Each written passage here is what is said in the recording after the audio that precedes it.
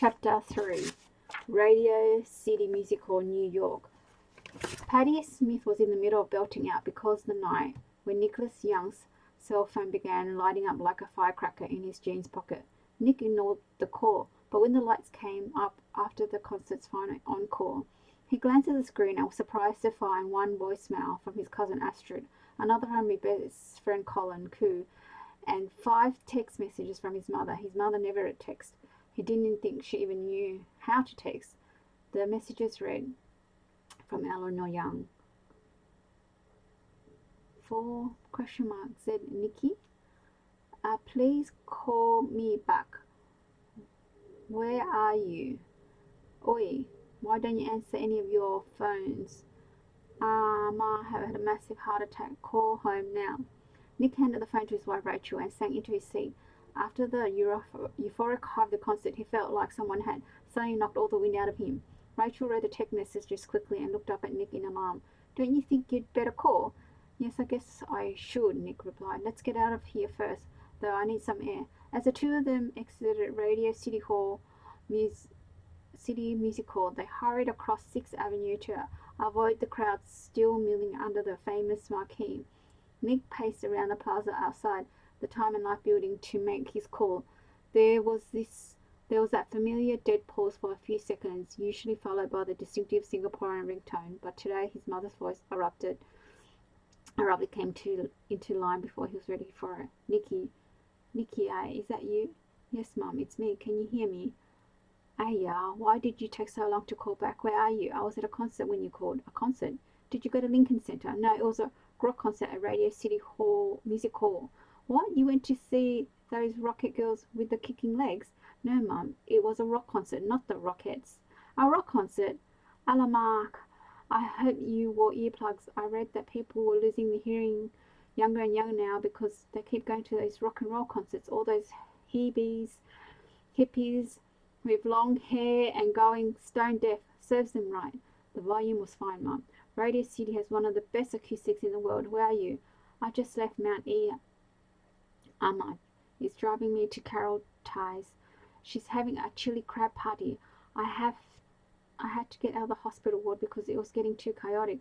Felicity is being her usual bossy mother hen. She said I couldn't go in to see Amma because too many people had been to see her already and they had to start restricting the number of visitors. So I just sat outside for a while and nibbled away on the buffet with your cousin Astrid. I wanted to show my face so no one would dare say I didn't do my duty as the wife of the eldest son. Well, how is Amma? Nicky didn't want to admit it to himself, but he was rather anxious to know whether his grandmother was dead or alive. They managed to stabilize her, so she's okay for now. Nick looked at Rachel and Mal. She's okay, as Eleanor continued her update. They put her on a morphine drip so she's sedated at the moment in the royal suite. But Professor Orn's wife told me that it's not looking good. Professor Orn's wife is a doctor? Nick asked, confused. No, La, but she's his wife. She said she heard it straight from the horse's mouth that Alma's not going to last long. Alamak, what do you expect? She has congestive heart failure and she's 96 years old. It's not like they can operate at this point. Nick shook his head derisively. Patient confidentially was obviously not high on Francis Orne's list. Where is Mrs. Orne even doing there? Don't you know Mrs. Orne is the niece of Singapore's First Lady? She brought along the First Lady, Great Aunt Rosemary Sien and Lillian May Tan. The entire floor at Mount E has been sealed off to the public. It's become a restricted VVIP floor because of Amma, Mrs. Lee, Yong Chen, and the Dowager Sultana of Perawik. There was a bit of a fuss over who could be put in the royal suite, as the Malay ambassador insisted that the Dowager Sultana had to get it. But then the First Lady intervened and told the hospital's chief staff this isn't even up for discussion. Of course, Shang Su-yi must have the royal suite. Wait a minute, Mrs. Lee and the Sultana of Perawik. I'm not following you. You didn't hear what happened. Isabel Wu had a psychotic breakdown and kidnapped her children from school and flew them to Singapore and barged into Rosalind Fung's Christian Fellowship banquet and threw a bowl of extra hot laksa at Astrid, but miss, and it landed all over the ladies, but thank God Felicity was wearing one of her pasar palam polyester dress from the tail of hers in the Tuong Baru, and on so the soup did nothing to her and slid right off her Teflon. But poor Mrs. Lee and Dowager Sultana got drenched and are recovering from first-degree burns. Okay, you've completely lost me here. Nick shook his head in exasperation as Rachel gave him a questioning look. I thought of all people you know. Isabel Wu accused Astrid of spreading her legs. I mean, having an affair with her husband, Charlie, right in front of the bishop, C.B. Sien, and everyone in the banquet hall. It's so shameful.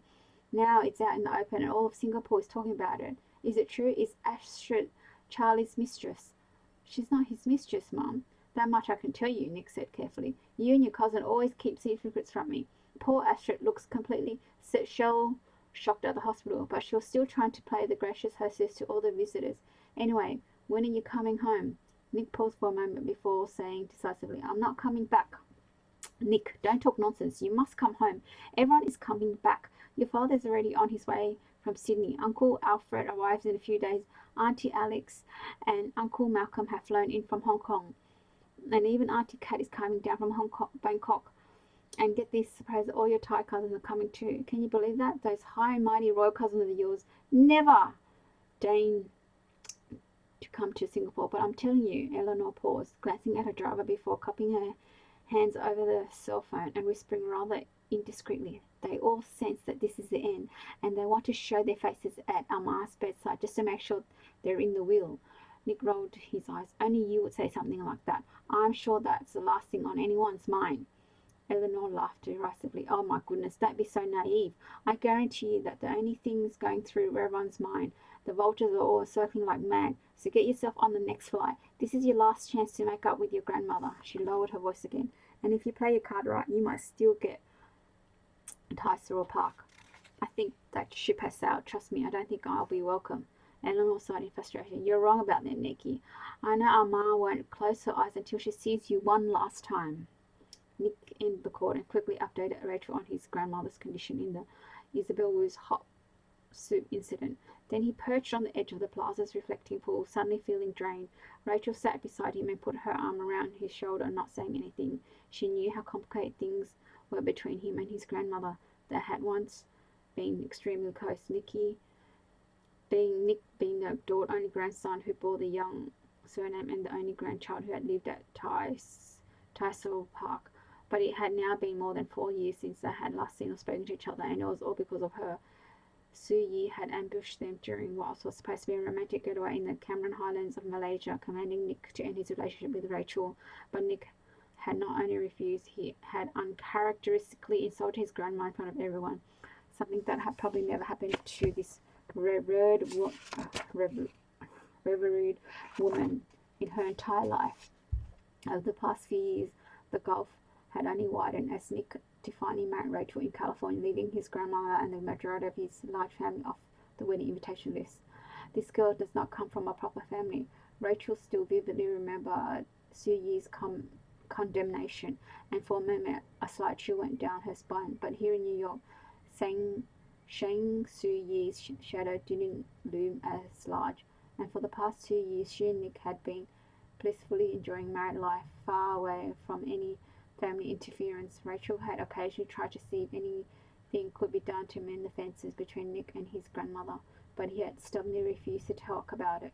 She knew Nick wouldn't react so angrily if he didn't care about his grandmother so much. Rachel looked Nick squarely in the face. You know, as much as it pains me to admit it, I think your mother's right. You should go home. New York is my home, Nick replied flatly. You know what I mean. Your grandfather's situation sounds really precarious. Nick stared up at the windows of Rockefeller Center, still lit at this late hour, avoiding Rachel's eye. Look, I'm starving. Where should we go for late supper? Vivette, Blue Ribbon Bakery. Rachel realized it was pointless to push him any further. Let's do Vivette. I think her cock of iron is just what we need right now. Nick paused a moment. Maybe we ought to avoid in place with hot soup tonight. Chapter 4. Mount Elizabeth Hospital, Singapore. After 5 hours at the hospital intensive care unit, alternatively sitting beside her grandmother, managing the visiting dignitaries, managing her mother's nerves, and managing the caterers from Min Jiang that had set up a buffet in the VIP's visitors lounge. Astrid needed a break and some fresh air. She took the elevator down to the lobby and walked out to the little grove of palm trees adjacent to the side entrance of Jalan Elok and began texting with Charlie on WhatsApp. Astrid, sorry I couldn't talk earlier. No phones allowed in the ICU. Charlie, no worries. How are you, Amma? Astrid, resting comfortably at the moment, but the prognosis isn't good. Charles, so we're sorry to hear that. Astrid, are Isabel and the kids all right? Yes, their plane landed a couple of hours ago, and thankfully Isabel's mother managed to keep her calm during the flight. She's been admitted to Hong Kong sanatorium, and her doctors are attending to her. The kids are okay, but a bit shaken up. Chloe's glued to her phone as usual, and I'm lying here next to Delphine while she sleeps. Astrid, I have to tell you, they were such angels through it all. I could tell they were trying to stay composed during the whole ordeal. Delphine dashed to the side of Miss Lee Yongqian while Chloe tried to help calm Isabel down as she was being restrained.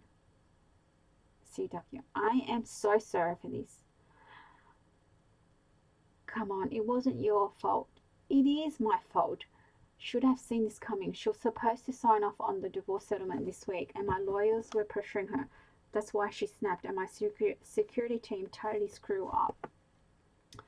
Wasn't it the school that screwed up? Letting Isabel walk in and take them out of the class in the middle of the school day. She apparently put on an Oscar-worthy performance with the way she looked. They really thought there was a family emergency. This is what happens when you donate too much money to a school. They don't ever question you. I don't think anyone could have anticipated this. Well, my security team should have. This was an epic fuck-up. They never even saw Isabel and the kids exiting. They only had the front entrance under surveillance. Since Izzy went to Dyson too, she knew all the secret ways to sneak out. Oh my god, I didn't think of that. She took them out through the laundry room and they hopped on the MTR straight to the airport. By the way, we discovered how she knew where to find you. Rosalind Fung tagged you in a Facebook pic from last month's Christian Fellowship event. Really? I'm never on Facebook. Look at it about once a year. Isabel's mum is Facebook friends with Rosalind. She messaged her 3 days ago asking if you would be at this event, and Rosalind said yes, and even told her you'd be seated at the table of honor. So that's how she knew how to find me in the crowd. I was so shocked when she started screaming at me. I guess the cat's out of bag. Everyone must be talking about us now. I have no idea. Probably.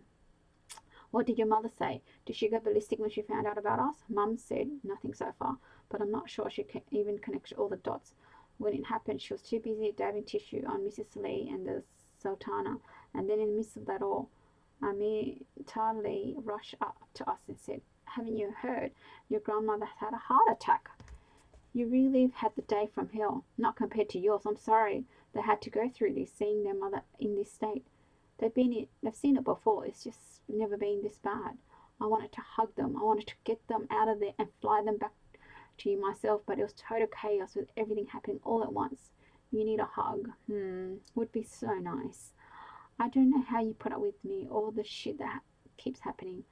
I would say the same myself. Your shit ain't half as crazy as mine.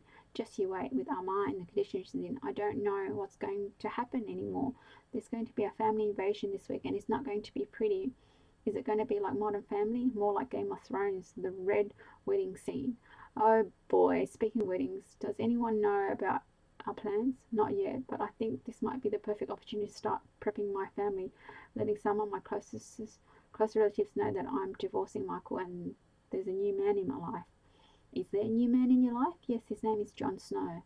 Hate to break it to you, but Jon Snow is dead. No, he's not. You'll see. Seriously, I'm here if you need me. Do you want me to come down? No, it's fine. Chloe and Delphine need you. I need you. I can send the plane anytime. Let's see how this week goes with my family and then we can really begin making some plans. I'll be counting the minutes. Me too. XOXO. Thanks for listening.